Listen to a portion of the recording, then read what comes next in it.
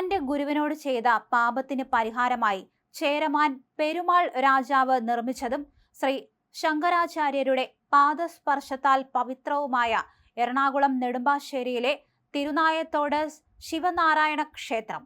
ഒരു വിഗ്രഹത്തിൽ തന്നെ ശിവന്റെയും വിഷ്ണുവിന്റെയും സാന്നിധ്യമുള്ള ഒരേ കുഴിയിൽ 2 കൊടിമരങ്ങൾ ഉയരുന്ന ഈ മഹാക്ഷേത്രത്തിൽ പാർട്ടിയിലെ വിഭാഗീയതയും നടപടിയും ഭയന്ന് BJPയിലെ മുതിർന്ന നേതാവ് ശത്രു സംഹാര പൂജ നടത്തിയതായാണ് റിപ്പോർട്ടുകൾ.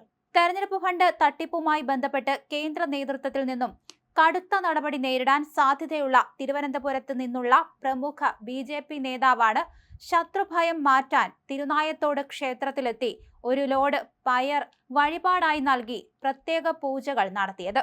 മെട്രോ വാർത്തയാണ് ഈ വാർത്ത പുറത്തുവിട്ടിരിക്കുന്നത്. 1200 വർഷത്തോളം പഴക്കമുള്ളതും കേരള പുരാവസ്തു വകുപ്പിന്റെ സംരക്ഷിത സ്മാരകവുമായ തിരുനായത്തോട് ക്ഷേത്രത്തിന്റെ ഐതിഹ്യവും സവിശേഷതകളും ഏറെ പ്രശസ്തമാണ്. ചേരമാൻ പെരുമാൾ രാജാവ് തന്റെ ഗുരുവിന്റെ പുനർജന്മമായ നായയെ അബദ്ധത്തിൽ കൊന്നതിലുള്ള പാപ പരിഹാരമായാണ് ഈ ക്ഷേത്രം പണി കഴിപ്പിച്ചത് എന്നാണ് ഐതിഹ്യം. തിരുനായനാർ തോട് പിൽക്കാലത്ത് തിരുനായത്തോട് ആയി മാറുകയായിരുന്നു. ഈ ക്ഷേത്രത്തിലായിരുന്നു BJP നേതാവിന്റെ പൂജയെന്നാണ് സൂചന. ശ്രീ ശങ്കരാചാര്യർ ബാല്യകാലത്ത് അമ്മയോടൊപ്പം നിത്യവും തൊഴാൻ വന്നിരുന്ന ഈ പുണ്യസങ്കേതം ആദ്യകാലത്ത് ഒരു വിഷ്ണു ക്ഷേത്രമായിരുന്നു. ശങ്കരാചാര്യർ ഇവിടെ ഇരുന്ന് ശിവസ്തോത്രങ്ങൾ ചൊല്ലിയതോടെ ശിവസാന്നിധ്യം ഉണ്ടാവുകയും തുടർന്ന് ശങ്കരനാരായണ സങ്കല്പത്തിൽ ആരാധന തുടങ്ങുകയും ചെയ്തു എന്നാണ് വിശ്വാസം. ശിവലിംഗമാണ് പ്രതിഷ്ഠയെങ്കിലും ശിവപൂജയ്ക്കൊപ്പം വിഷ്ണുപൂജയും 2 പാത്രങ്ങളിലായി വെവ്വേറെ നൈവേദ്യവും ഇവിടെ നൽകപ്പെടുന്നു. ഒരേ കുഴിയിൽ ഇരട്ട കൊടിമരങ്ങൾ ഉയരുന്ന അപൂർവ കാഴ്ചയുള്ള ഈ ചരിത്ര പ്രസിദ്ധമായ ക്ഷേത്രത്തിലാണ് BJP നേതാവിന്റെ വഴിപാടുകൾ നടന്നത്.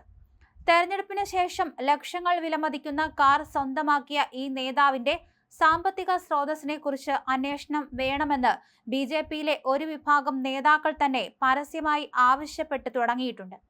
കേരളത്തിലും പുറത്തുമായി സ്വന്തം പേരിലും ബിനാമി പേരുകളിലും കോടികളുടെ ഭൂമി ഇയാൾ വാങ്ങിക്കൂട്ടിയതായും തട്ടിപ്പ് പണം ഉപയോഗിച്ച് പുതിയ സിനിമ നിർമ്മിക്കാൻ ശ്രമിക്കുന്നതായും ആരോപണമുണ്ട്.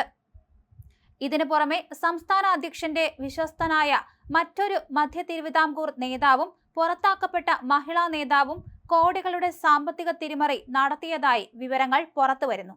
പുതിയ ഘടകകക്ഷിയുമായി ബന്ധപ്പെട്ട ഇടപാടിൽ 40 കോടിയോളം രൂപ ചിലർ തട്ടിയെടുത്തെന്ന് പഴയകാല നേതാക്കൾ ആരോപിക്കുന്നു. BJP സംസ്ഥാന പ്രസിഡന്റിന്റെ വലതുകൈയായി നടക്കുന്ന അടുത്തിടെ BJPയിൽ ചേർന്ന മധ്യ തിരുവിതാംകൂർക്കാരനായ സംസ്ഥാന നേതാവും ഏക്കർ കണക്കിന് ഭൂമി വാങ്ങിക്കൂട്ടിയതായി BJPയിലെ പഴയകാല നേതാക്കൾ ആരോപിക്കുന്നു.